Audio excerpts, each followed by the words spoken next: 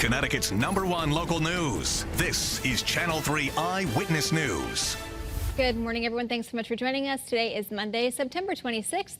I'm Caitlin Francis. Police in Wethersfield are investigating reckless driving incidents after receiving multiple calls over the weekend from concerned neighbors. We're told the most recent involved dozens of cars doing donuts in the intersection of Jordan Lane and Wolcott Hill Road Saturday night, causing a traffic buildup. Neighbors say they saw people hanging out of cars, using flashing lights and lasers, just being overall noisy. Unfortunately, they say they've grown used to this kind of behavior, but it needs to stop. The whole ordeal lasted about 10 minutes before police arrived and began investigating. This morning, some attendees of the Sound on Sound Music Festival in Bridgeport are sounding off. Despite the staggering turnout, many people found themselves unimpressed. A rocky day one Saturday was fueled by overcrowding, long lines, and traffic. Some concert goers even say the festival ran out of food and water after they waited in those lines for close to 2 hours.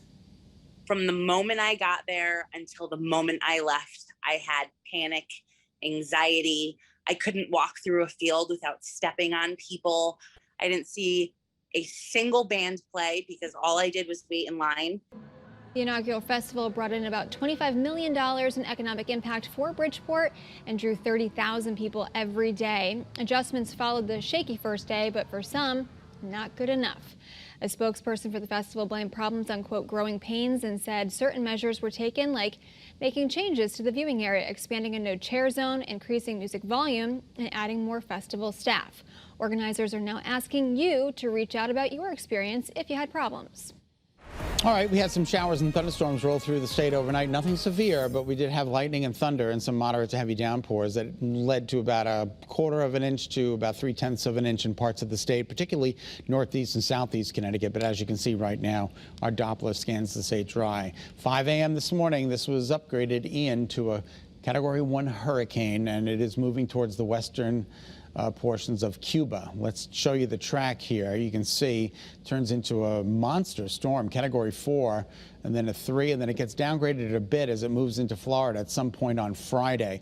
Now, the cone of uncertainty is so great here, so it's kind of hard. It could be from Tampa all the way up to the Panhandle, so we're going to keep a very close eye. But you'll notice Saturday morning, it's still in Georgia as an area of low pressure or tropical storm. That, let me tell you something, that is far away from Connecticut, so I think our weekend is going to be okay. 4 miles of visibility this morning in Waterbury, 9 miles in Meriden, Chester. A little bit of fog out there with some damp roads from the overnight showers and thunderstorms. You can see those showers and thunderstorms moving out of the state. Beautiful skyline shots. Hartford, 59 degrees. That's 9 above average. 50 is the typical overnight low. 62 in New Haven. Woo, that's beautiful, right? And we're taking a look at a Windsor Lochside Cam, 58 degrees, 8 degrees above average there. The winds are out of the southwest this morning, and that's how they'll be today. Sustained anywhere from 10 to 15 miles an hour. Torrington, good morning to you. You're looking good, as is Waterbury.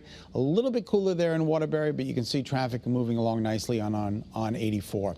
All right, our temperatures range between about 54 and 62.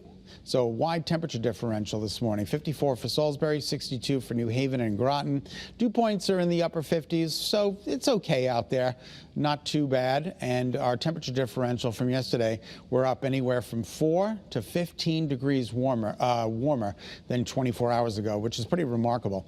All right, there are those winds sustained out of the south, anywhere from 5 to 9 miles an hour right now, but they will be between 10 and 15. Now, according to early warning futurecast, tomorrow's weather today, we do run the risk for a spot shower or thunderstorm anytime after 5 p.m., 6 p.m., right through 7, 8 o'clock, 9 o'clock tonight, and then that winds down and we're left with a beautiful day tomorrow. Here's your temperature trend today, up into the low to mid 70s under partly to mostly sunny skies. More of the same for the immediate shoreline. Temperatures in the low 70s there. It'll be a beautiful day. Look at all the abundant sunshine we're lining up for you. So we're calling for highs 69 to 74, 75 in Danbury today, partly sunny with that isolated opportunity for a shower or a thunderstorm.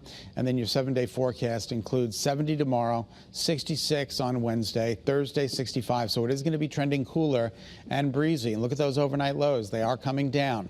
Now we're going optimistically dry for the upcoming weekend, but that all is dependent on the track of Ian. We will certainly keep you posted if that changes. changes, but right now optimistically dry.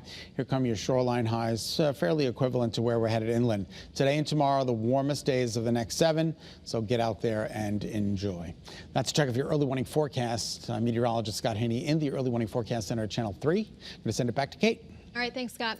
On to an update now out of Southbury. Police have made an arrest in Saturday's wrong way crash that ended up hurting the state trooper. This all happened 84 eastbound. This is right by exit 15. And you can see this man here on your screen. 34-year-old Victor Pelais Marquez has been arrested, charged with reckless driving, driving the wrong way, and under the influence. He is scheduled to appear in Waterbury Superior Court next Wednesday.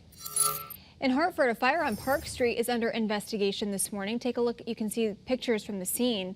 Crews battled that fire yesterday morning. That building had a liquor store, a barber shop, and apartments housing 4 people. Firefighters searched the building. Thankfully, they didn't find anybody hurt. 2 people, though, were evaluated on scene for possible smoke inhalation. Those 4 people who lived there are now working with the Red Cross to find a place to stay. In Beacon Falls, a body has been identified as 64-year-old Richard Sherhoniak as a missing person from New Haven. Now, police say he appeared to be homeless and suffered from a medical episode. Police did ask the public for help identifying that man and learned he was missing since July 30th. Back in Hartford now, streets were closed yesterday for an open celebration called the Domingo Festival. People were able to walk, run, bike, and play in the streets with music performances, food, and activities, all organized by Hartford Healthcare with the goal of making the city healthier. They also offered some dance classes and fitness challenges. The festival was rescheduled from July due to extreme heat, so don't worry if you missed it. There will be another one next month on Main Street. Happening today in Middletown, we're learning more about the crime rate here in our state. This morning at 10 o'clock, Governor Ned Lamont will be meeting with representatives from the Connecticut Department of Emergency Services and Public Protection to review crime statistics for the 2021 year. That'll show us the overall crime rate and how local agencies are working to combat it. Well, thanks so much for tuning in here to Eyewitness News. Remember, you can get your news and weather updates anytime on the Channel 3 app. Have a great day.